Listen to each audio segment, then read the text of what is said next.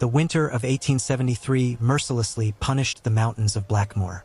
Snow had been falling relentlessly for 3 days, transforming the small railway village of Coldwater into a silent white cemetery. Thomas Harrington adjusted the wool scarf around his neck as he observed the empty station through the foggy window of his office. In his 15 years as station master, he had never witnessed such a severe winter. The news of derailments on the Northern Line worried him. 3 accidents in less than 2 months was unusual, even for that precarious railway that cut through the mountains.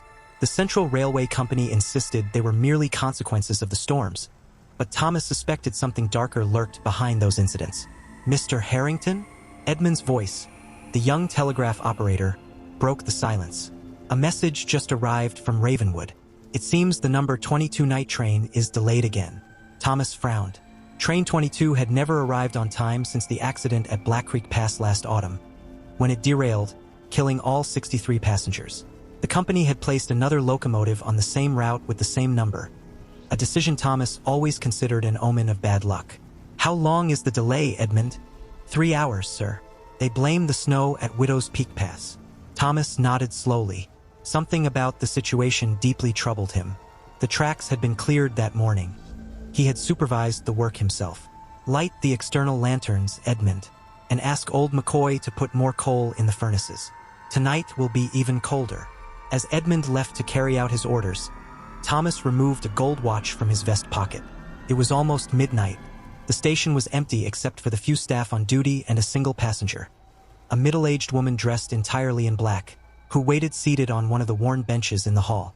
Thomas had tried to speak with her hours earlier, suggesting she seek shelter at the town's inn until the train arrived, but she had firmly refused, insisting that she needed to be there when train 22 arrived.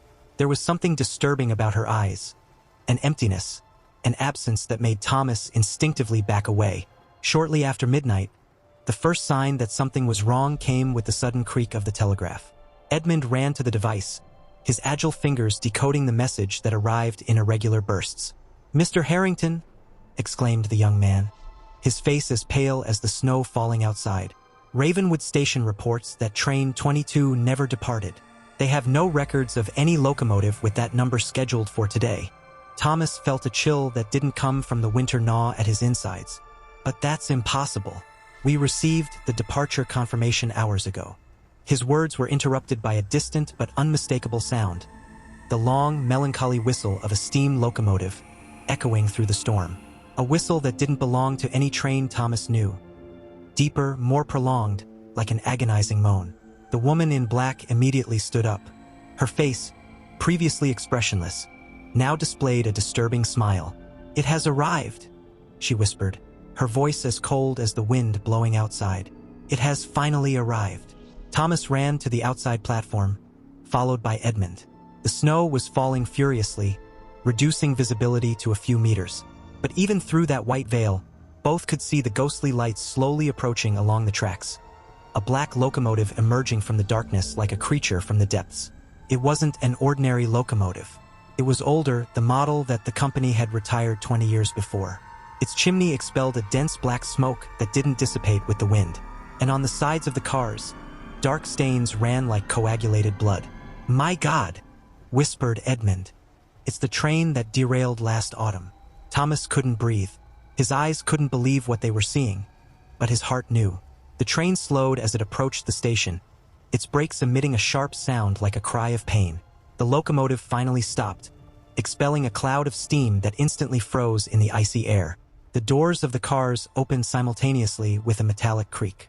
Thomas expected to see passengers disembarking, but the cars seemed empty, swallowed by an impenetrable darkness. Only the woman in black moved, walking determinedly toward the last car. "Ma'am, don't approach it," shouted Thomas, but his voice was swallowed by the wind. The woman stopped before the open door and extended her hand inside the car, as if greeting someone. A moment later, she smiled again and boarded the train with surprising agility for her age. "We need to stop her," said Thomas, advancing along the platform, but Edmund held his arm with unexpected strength. "No, sir.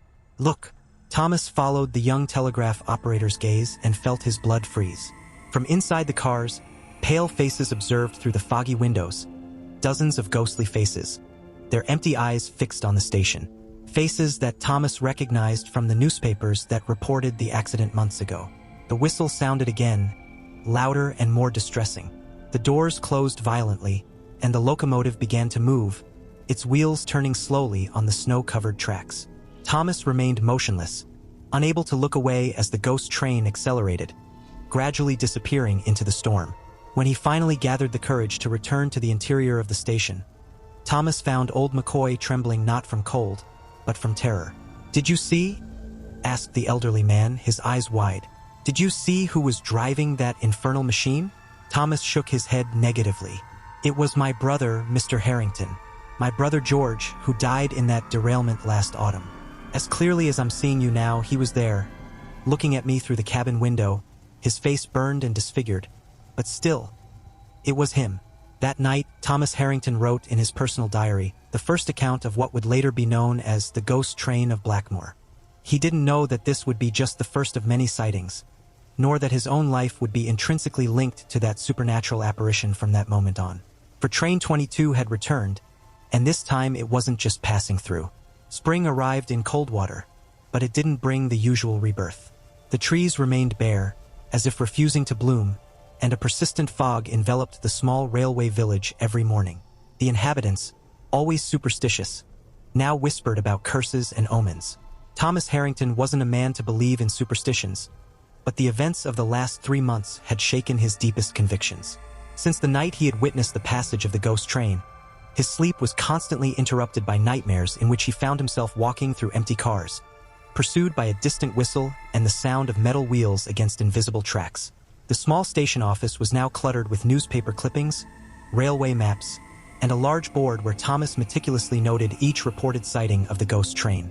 Disturbing patterns began to emerge. 17 disappearances in 3 months, all in the vicinity of stations where the train was sighted, said Thomas, pointing to the red markers on the map hanging on the wall. "It can't be a coincidence." Edmund, who had remained by his side in that unlikely investigation, examined the notes with concern. "And all the missing had some connection to the original accident, right?" Thomas nodded gravely. Relatives of the victims, company employees involved in the construction of that section of the railway, even the reporter who wrote the main article about the disaster. What Thomas didn't mention was the sealed envelope he had received that morning, containing the Central Railway Company's confidential documents about the accident. Documents that revealed that the derailment wasn't a simple misfortune, but a direct result of criminal negligence, inferior materials, falsified inspections, and bribes paid to silence previous complaints. "There's something else I discovered," continued Edmund, lowering his voice despite being alone. "That lady in black we saw boarding the train. I finally recognized her. She was Margaret Blackwood, the wife of Judge Blackwood, who would oversee the investigation of the accident. She disappeared 3 days before the preliminary hearing, and the judge filed the case, concluded it was an act of God, and exempted the company from any responsibility." Thomas felt a cold determination growing in his chest. Years faithfully serving the railway, and now he discovered that he was part of an institution capable of covering up the death of 63 people to protect its profits. "We need concrete evidence, Edmund. Something we can present to the authorities." "The authorities?" Edmund laughed without humor. "Sheriff Willard dines with the regional director of the company every Thursday. The mayor owns shares in the railway. We're alone in this, Mr. Harrington." The silence that followed was interrupted by the creaking of the telegraph. Edmund ran to the device, his expression changing from concentration to horror as he decoded the message. "It's from Ravenwood. There's been another disappearance. Chief Engineer Carlton, the man who signed the false inspection reports." Thomas felt a shiver run down his spine. How did it happen? He was inspecting the tracks near the Black Creek Tunnel when a sudden fog descended over the area. The workers heard a train whistle, but none was scheduled for that time. When the fog dissipated, Carlton had disappeared. Thomas closed his eyes for a moment, absorbing the information. When he reopened them, there was a new resolution in his gaze. "The train is hunting, Edmund, seeking justice in its own way, and I believe I know when it will come to Coldwater again." That night, Thomas remained alone at the station after everyone had left. The full moon illuminated the empty platform with a pale, ghostly light. He had sent Edmund home, insisting that he needed to be alone for what he planned to do. At midnight, Thomas lit a red lantern and placed it on the tracks, the universal signal for emergency stop on railways. Then he waited, with the incriminating documents in a folder under his arm. He didn't have to wait long. The sound came first, the metallic creak of old wheels against tracks, the hiss of steam escaping from rusty valves. Then the fog began to form, an unnatural fog that seemed to spring from the tracks themselves, thick and cold as the breath of death. And through it, the ghostly lights of the black locomotive appeared, slowly approaching the station. The ghost train stopped exactly as it had the first time, its doors opening with that same sepulchral creak. Thomas felt fear taking over his body, but his determination was stronger. With firm steps, he walked along the platform to the nearest car. "I know why you've returned," he said, his voice trembling slightly. "I know about the injustice committed against you, and I've brought the evidence." Silence was the only response, an oppressive silence, interrupted only by the occasional escape of steam from the locomotive. "I'm just a station employee. I had no direct participation in what happened, but I served the same company that betrayed you. Perhaps that makes me guilty too." It was then that he saw the face, one among several that now appeared in the foggy windows. It was the face of a young woman, no older than 20, her skin as pale as porcelain, her eyes black and empty as the night. She beckoned to Thomas, inviting him to enter. With his heart racing, Thomas climbed the metal steps and entered the car. The interior was immaculately preserved, as if the accident had never happened, but there was a dreamlike quality to that space. The colors seemed faded, the sounds muffled, as if everything existed in a dimension slightly displaced from reality. The car was filled with passengers sitting in perfect silence. Men, women, and children of all ages, all with that same empty look. And among them, Thomas recognized the faces of the recently disappeared, including Margaret Blackwood, who observed him with an enigmatic smile. The young woman who had invited him to enter now guided him down the central corridor. In her pale, cold hand, she held a train ticket. When they passed the last bench, she turned and offered the ticket to Thomas. "Where are you going?" he asked, his heart beating so hard that it seemed about to burst from his chest. The answer came not from the young woman, but from a voice that seemed to emerge from the very walls of the car. A voice composed of many, speaking in unison. "To where we should have always gone." Thomas looked at the ticket in his hand. The printed destination was simply justice. At that moment he felt a hand on his shoulder. Turning, he found himself face to face with the disfigured face of the conductor, a man who had died in the disaster, but whose eyes still shone with determination. "The documents," said the conductor, extending his burned hand. Thomas hesitated only for a second before handing over the folder. The conductor opened it, examining its contents with eyes that seemed to burn like embers. "This is not enough," he finally declared. "We need more than paper to obtain justice." "What else do you need?" asked Thomas, his voice barely above a whisper. "Witnesses, someone who is still alive, someone who can speak for the dead." The eyes of all the souls present in that car turned to Thomas. He understood then what was being asked. It wasn't his life they wanted. It was his service, his voice, his willingness to expose the truth that the company had buried along with its victims. "I'll do whatever is necessary," he promised. The whistle sounded again, marking the end of that supernatural encounter. Thomas was led back to the car door, now holding not only the original documents but also new testimonies. Letters, diaries, and confessions from those who had disappeared, now eternal passengers of the ghost train. When he descended to the platform, the fog was already beginning to envelop the locomotive again. The young woman who had guided him remained at the door, observing him with those empty eyes that, paradoxically, seemed to contain all the suffering in the world. "We will return," she said, her voice like the whisper of wind between tombs, "on the night of the anniversary, and we expect you to have fulfilled your promise." The train began to move, gradually disappearing into the supernatural fog. Thomas remained on the platform for a long time after the last light extinguished in the distance, the documents pressed against his chest like a shield and like a weapon. He didn't know exactly how he would fulfill his promise to the dead, but he was determined to find a way. What he didn't notice, as he walked back to the station, was the thin layer of black soot that now covered his boots and the hem of his pants. The same supernatural soot that emanated from the chimney of the ghost train. The mark of the dead. A silent reminder that, having voluntarily entered the realm of those who had departed, something of his essence now belonged to them. And somewhere distant, The whistle of the ghost train sounded again, echoing through the night like a dark promise of return. Autumn came quickly to Coldwater, bringing with it cutting winds and the aroma of decomposing leaves.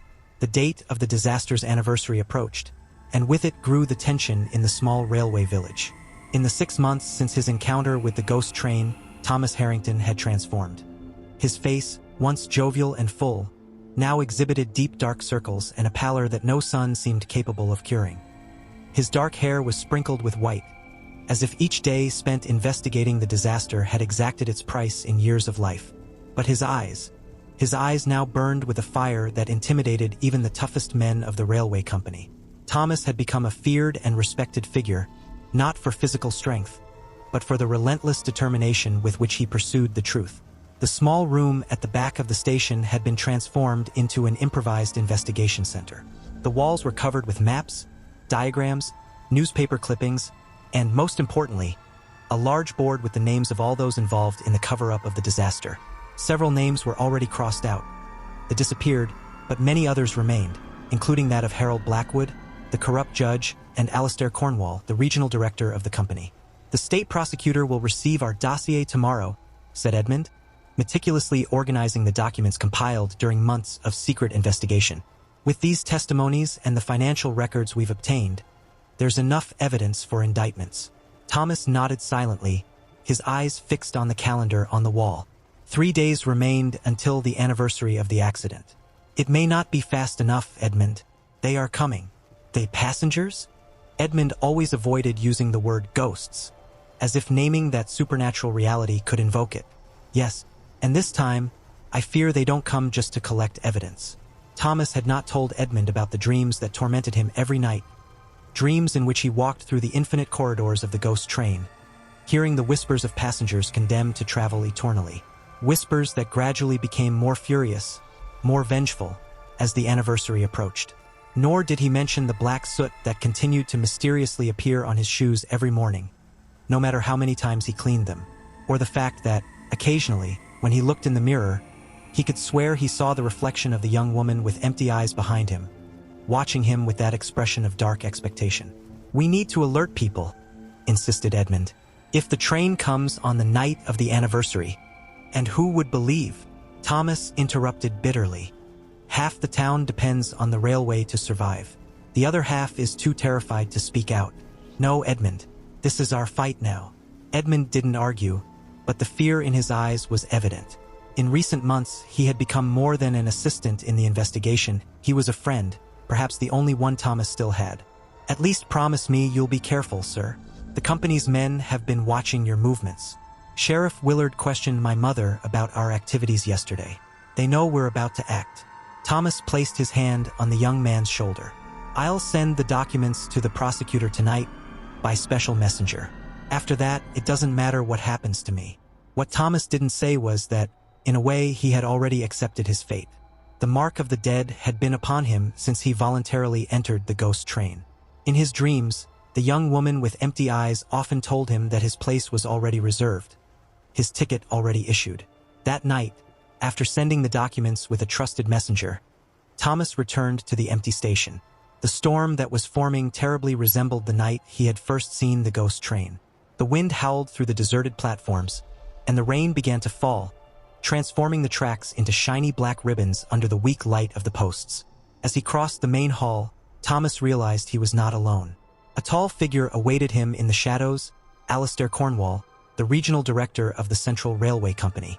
"A terrible night to be at the station, don't you think, Mr. Harrington?"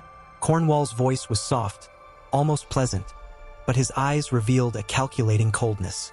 "Especially when there are no trains scheduled until tomorrow." Thomas remained impassive. "The station is my responsibility, regardless of the time, Mr. Cornwall." Cornwall smiled, a smile that didn't reach his eyes. "Always the dedicated employee. It's a pity that you've decided to use that dedication for less productive ventures recently." He removed a cigar from his pocket and lit it slowly. "We've received interesting information about your activities in recent months. Unauthorized investigations, meetings with relatives of the victims, collection of confidential company documents." "I deny none of that," Thomas responded firmly. Surely you understand that this constitutes a serious violation of your employment contract. Cornwall took a long drag on his cigar before continuing. However, the company is willing to be generous. Your long career with us deserves consideration. We are prepared to offer early retirement with full benefits. A new house in a coastal town, perhaps? Far from these melancholy mountains and their unpleasant memories. Thomas felt a cold anger growing in his chest. In exchange for what exactly? Why, in exchange for your discretion, of course, and the return of any documents you may have mistakenly gathered. Cornwall blew a smoke ring that hovered between them like an omen. It's a generous offer, Thomas. More generous than what we made to others who tried to tarnish the company's reputation. The implicit threat hung in the air like the acrid smell of the cigar. And if I refuse? Cornwall sighed, like a disappointed teacher with a promising student. Then, I'm afraid we'll have to explore other options. Your mental health has been questioned by some colleagues, did you know? All these stories about ghost trains and conspiracies, perhaps a period of rest in an appropriate institution is necessary. It was at this moment that Thomas noticed something extraordinary. As Cornwall spoke, small flakes of black soot began to fall around him, visible only when they passed through the cone of light projected by the hall lamps. The same supernatural soot that emanated from the chimney of the ghost train. They were near, watching, waiting. Your offer comes too late, Mr. Cornwall, Thomas said calmly. The documents are already on their way to the state prosecutor, along with testimonies from company employees who preferred their conscience to their jobs. Cornwall's mask of civility instantly fell. His face contorted in fury, and he advanced, grabbing Thomas by the collar. You fool! You have no idea what you're doing. Do you really believe your ridiculous accusations can shake an institution like Central? We have judges, politicians, and entire newspapers on our payroll. Thomas showed no fear. I have something stronger than judges and politicians, Mr. Cornwall. I have the truth, and it has a peculiar way of finding its path. The distant sound of a train whistle cut through the night air. An impossible sound, considering there were no locomotives scheduled at that hour. Cornwall abruptly released Thomas, his eyes wide with surprise. What was that? They are coming, Thomas said serenely. The passengers of Train 22. As if responding to his words, the whistle sounded again, closer this time. And with it came the fog, that same unnatural fog that arose from the tracks, thick and cold as the breath of death. Cornwall retreated toward the door. What trick is this, Harrington? What game are you playing? Thomas smiled, a sad and tired smile. It's not a game, Mr. Cornwall. It's justice. The same justice that you and your associates denied to 63 souls. The noise of metal wheels against the tracks was audible now, echoing through the empty station. The lights began to flicker, dimming and brightening as if they were breathing. Cornwall ran for the door, but it violently closed before he could reach it. All exits from the hall closed simultaneously, as if the station itself were alive and cooperating with the supernatural visitors approaching. "Let me out!" shouted Cornwall, beating uselessly against the massive door. "This is madness." The lights went out completely for a moment. When they returned, weak and flickering, Thomas was no longer alone. Beside him stood the young woman with empty eyes who had guided him through the ghost train, her white dress stained with soot and dried blood. "You fulfilled your promise," she said, her voice like the whisper of dry leaves. "Now it's time for us to fulfill ours." Cornwall screamed when he saw her. It wasn't a scream of surprise, but of recognition and terror. "Impossible! You're dead. I saw your body in the wreckage." The young woman tilted her head slightly, like a curious bird. "Yes, father, I am dead. Thanks to your economy with safety materials. Thanks to your decision to ignore reports about structural failures in the tracks." Thomas looked at Cornwall with new understanding. "Your own daughter was on that train?" Cornwall fell to his knees, trembling uncontrollably. "It was an accident. Just an accident." "Lie!" The young woman's voice echoed through the hall with supernatural force. "You knew about the risks. You calculated them. You decided that some lives were worth less than the cost of replacing the defective tracks." The floor of the station shook when the ghost train arrived at the external platform, its brakes emitting that same sharp sound like a cry of pain. The door leading to the platform opened slowly, revealing the locomotive.